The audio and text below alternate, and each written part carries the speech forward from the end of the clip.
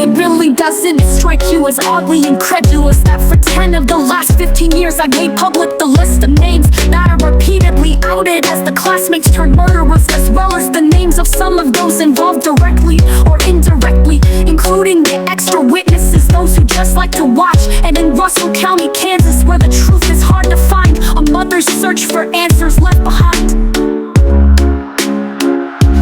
Colton's disappearance, a mystery to unwind, but the sheriff's department just turned me away every time.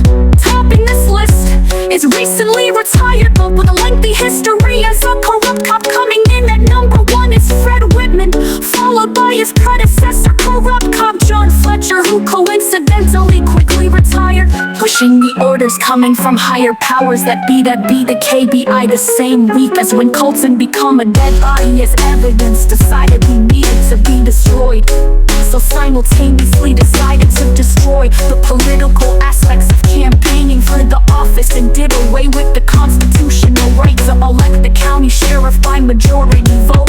The incredulous lies, the corruption and the games. John Fletcher promoted good old hokey doke, contrified hillbilly personified Whitman, and I'm using words he used to describe himself as to why a good old boy deputy like himself, if computer knowledge would be needed, because he was just a hunting and fishing country type folk. But I don't worry, my pretty little head, he said doubting it would be required, and who has since done the same and appointed his replacement. And it can be presumed that all future corrupt deputies will continue to face no consequences for their part in this lying, blatantly lying to a mother about the whereabouts of her child.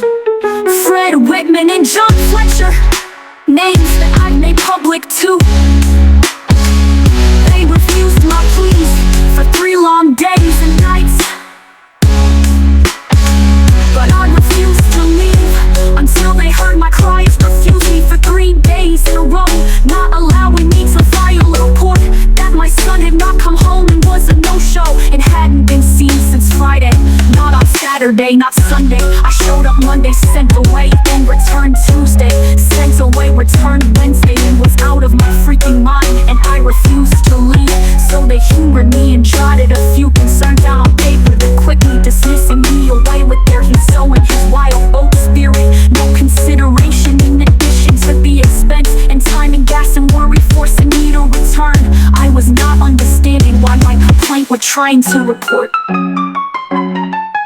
Colton missing was presented to me only to be continually getting turned away at the most traumatic time in my life, while they treated me received as being dramatically a mother wasting their time. I mean, really doesn't it strike you as oddly incredulous that for 10 of the last 15 years I've made public the list of names that I repeatedly outed as classmates turned murderers, as well as those involved directly or indirectly, including the extra witnesses, those who just like to watch. The system failed me, but I won't fail Colton's memory.